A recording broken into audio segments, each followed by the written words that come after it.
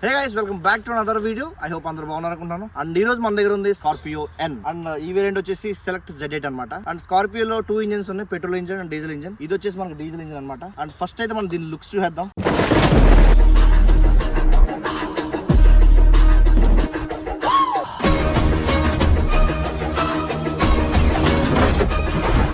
And straight అవే మనం ఇప్పుడు దీని ఇంజన్ చూసేద్దాం. డిస్ప్లేస్మెంట్ మన దగ్గర ఉన్న డీజిల్ ఇంజన్ అనమాట. అండ్ దీని సీసీ వచ్చేసి 2198 అండ్ 2198 సీసీ అనమాట. అండ్ దీని హార్స్ పవర్ వచ్చేసి 179 అండ్ దీని టార్క్ వచ్చేసి 320 న్యూటన్ మీటర్ టార్క్. అండ్ ఇది ఇంజన్ మొత్తం చూసుకుంటే చాలా హ్యూజ్ ఉంది. And this is the insulation. And door మాత్రం చాలా హెవీ ఉంది. ఎస్, అండ్ మనం దీని ఫ్రంట్ లుక్ అయితే చూసుకుందాం. ఇక్కడైతే మనం మహేంద్ర న్యూ లోగో అయితే ఉంది ఈ ప్లేస్లో. అండ్ నో సెన్సార్, ఇక్కడ సెన్సార్స్ లేవు.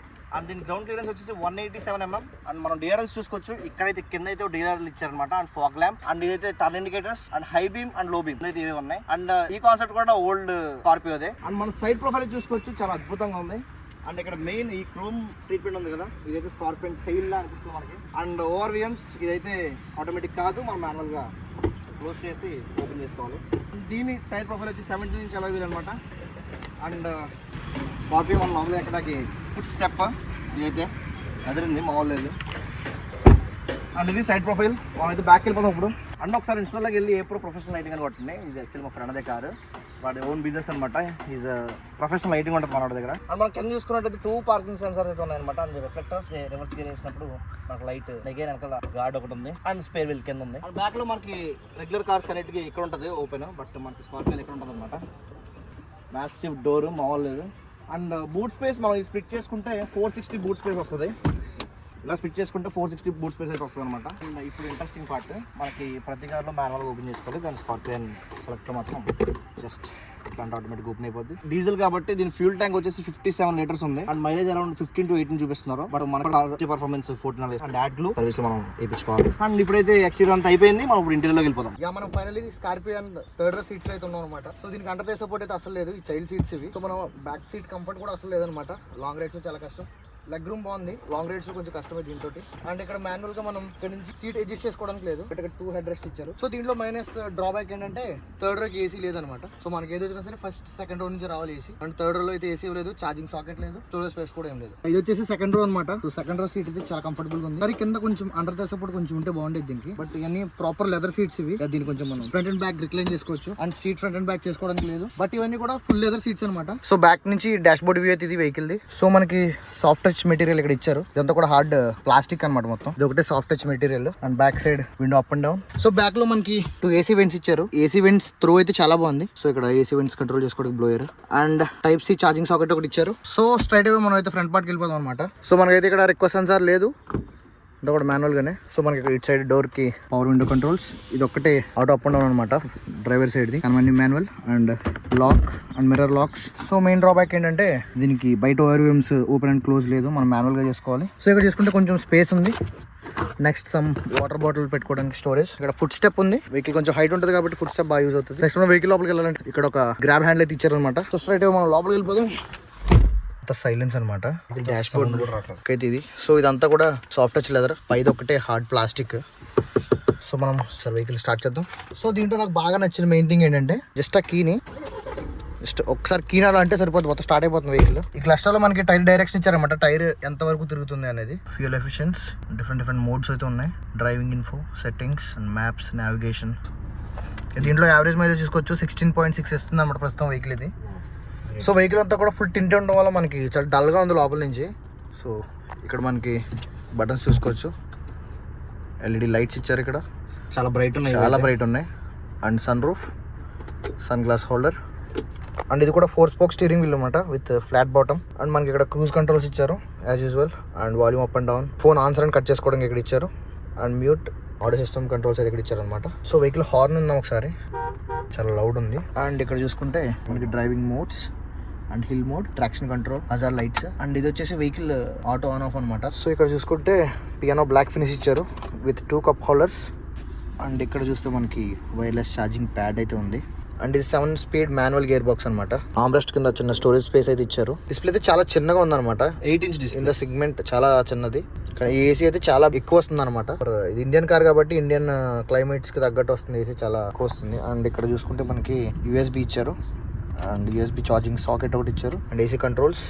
అండ్ ఇది ఒక్కటే నన్ను చిన్నగా డిసప్పాయింట్ చేసింది. నెక్స్ట్ మనం రివర్స్ పార్కింగ్ కెమెరా కూడా చూసుకుందాం. సో దీంట్లో అయితే 360 degrees కెమెరా అయితే లేదనమాట, ఓన్లీ బ్యాక్ క్యామ్ ఒకటే ఉంది. బట్ దీని క్లారిటీ కూడా ఏమీ లేదు, ఎఫిషియెంట్ గా అయితే ఏమీ లేదు. సో ఓకేగా ఉందన్నమాట. ఇది నార్మల్ ఉండాలి అన్నట్టు.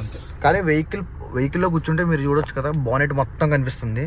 ఒక బిగ్ ఎస్యూవీ ఎక్కిన ఫీలింగ్ అయితే ఉందన్నమాట. సో ఇక్కడ ఆటో డిమ్మింగ్ ఓవర్ వేమ్ అయితే లేదు. సో నెక్స్ట్ వ్యానిటీ మిర్రర్ ఇచ్చారు passenger side with light and driver side ticket holder ఇచ్చారు. And main thing sun roof, normal sun roof ఇది. సో సన్ రూఫ్ లోంచి వ్యూ అయితే చూసుకోవచ్చు ఎలా ఉందో. సో ఒకసారి మనం దాన్ని క్లోజ్ చేద్దాం. సో ఇది నార్మల్ సన్ రూఫ్ అనమాట, పానోరామిక్ సన్ రూఫ్ అయితే కాదు. దీన్ని మనం మాన్యువల్గా అడ్జస్ట్ చేసుకోవాలి. మనకి లోపల నుంచి బ్యాక్ సైడ్ వ్యూ అయితే ఎలా ఉందన్నమాట. బ్యాక్ సైడ్ సీట్స్ కి 3 హెడ్ రెస్ట్స్ అయితే ఇచ్చారనమాట. ప్రీమియం ఉందన్నమాట వెహికల్ లోపల నుంచి.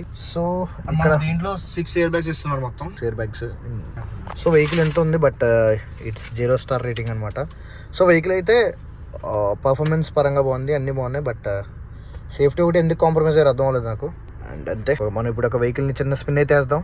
Let's go. రైట్ నౌ మనం అయితే చిన్నగా టెస్ట్ డ్రైవ్ చేసేద్దాం ఈ కార్లో.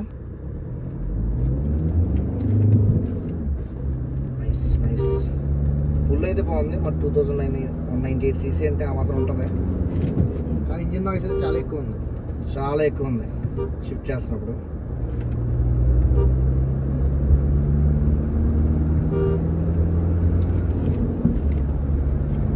బట్ పర్ఫార్మెన్స్ మాత్రం నెక్స్ట్ లెవెల్. బ్రేకింగ్ కూడా చాలా స్మూత్గా పట్టుగా ఆగుతుంది కారు. ఈ కార్ అరౌండ్ 23 lakhs అయిందని చెప్పాడు మా వాడు, ఈ సెలెక్టెడ్ Z8. అండ్ చాలా మిస్ అయిపోయింది దీనిలో ఫీచర్స్, మెయిన్గా సేఫ్టీ అండ్ ఈ ఓవర్విఎమ్స్ కూడా ఆటోమేటిక్ లేవు. క్లోజ్ చేసుకోవడం, బయట నుంచి బాగా క్లోజ్ చేసుకోవాలి. వాట్సాప్ డిస్ప్లే లేదు, చాలా స్క్రీన్ కూడా చాలా చిన్నగా ఉంది. అండ్ డిజిటల్ క్లైమేట్ కంట్రోలింగ్ ఇస్తే చాలా బాగుంది, అది కూడా ఇవ్వలేదు వాడు. సో కార్ అయితే ఫార్చునర్ లాగా ఆ సీటింగ్ అదంతా మాత్రం బయట నుంచి లుకింగ్ అయితే చాలా బాగుంది, లోపల నుంచి కూడా ఎదిరిపోయింది. ప్రజెంట్ దీని మైలేజ్ 16.5 ఇస్తుంది. అంటే మనం డ్రైవ్ చేసే దాన్ని బట్టి వాడు చెప్పాడు 60 and 80 మెయింటైన్ చేస్తే బాగా ఇస్తుందిరా, 18 ఇస్తుంది మైలేజ్. లేదు మనం 120, 180 కొట్టేస్తా ఉంటే 13, 14 తప్ప ఏమవుతుందని చెప్పాడు. అండ్ బయట చాలా వెలుతురుగానే ఉంది. మనకి ఎందుకు ఎంత డార్క్గా కనిపిస్తుంది అంటే ఈ టింట్ వల్ల చాలా డార్క్ కనిపిస్తుంది. సో అందుకే లైట్స్ కూడా చాలా ఎక్కువ ఉన్నాయి, కానీ ఈ టింట్ వల్ల మొత్తం మైనస్ అయిపోయింది, మనకి చాలా డల్గా కనిపిస్తుంది. టెస్ట్ నెంబర్ 2 అనమాట. నేనైతే క్యాగలేస్తుంది.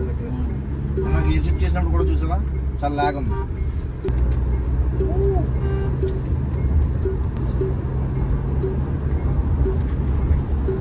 కానీ హంస అవి ఏమీ తెలియట్లేదు రోడ్డు మీద. రోడ్స్ బాగున్నా రోడ్స్లో కూడా వెళ్ళిపోవచ్చు అనమాట ఈజీగా దీని మీద.